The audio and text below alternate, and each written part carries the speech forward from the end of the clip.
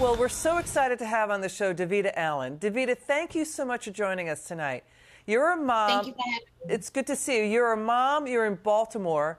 The public school system failing children. And now this scandal. Baltimore reports no students were proficient in math, that they could not do math at their own grade level in 1 out of 7 high school and elementary schools there. What's going on?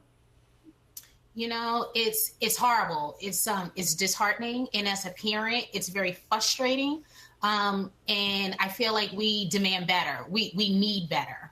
You know, Davida, we've got failing public schools, zero accountability, and the superintendent of the Baltimore school system makes $400,000 a year for what?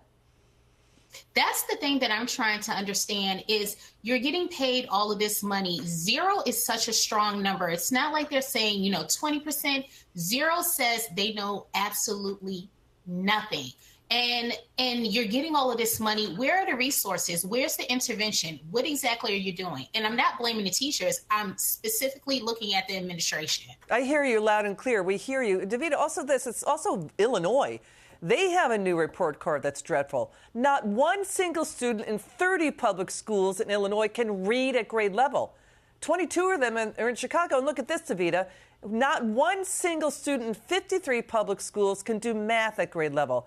33 of them are in Chicago. So what are children being taught? What are the schools focusing on? What are you hearing? It varies. So, for instance, my son's school was one of the schools on the list. He's in a language immersion school.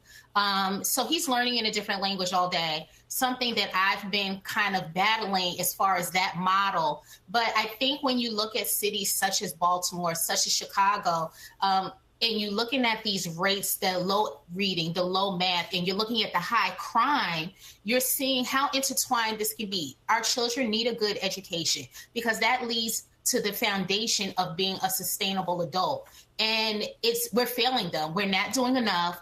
They need to listen. We need the parents to push, advocate for your children. This is what I'm trying to do right now. Well, Davida, we admire you. We're fans of you because you're trying to fight the good fight, we hear in schools that, the left continues to claim. We don't want to politicize this, but this is what we're hearing and seeing, that subjects like math is racist, that standards need to be lowered so students can meet the standards, the lower standards. This is a soft levels of bigotry going in here.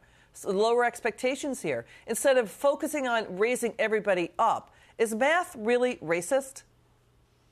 I don't think that it's necessarily racist. And again, I don't want to politicize this, but I do think that when it comes down to it, it's a core subject that everybody needs to learn, no matter what your race is.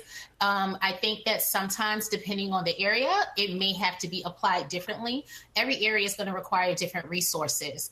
And it's going to require a different approach. And it's understanding that approach and understanding the community that you're teaching. Are you hearing from other parents that they're upset too?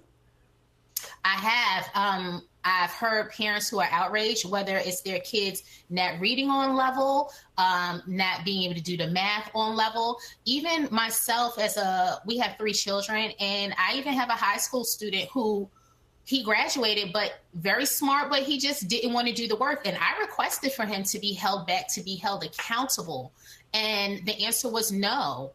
It was going to be bad for him socially. So I wonder, we have all these other students. I know he could do the work, but what about all the kids who are out there who can't do the work, that they're more concerned about the social versus them knowing the information? That's wild. Okay, that's really interesting what you just said. Davida, we'll have you back on. It's good to see you.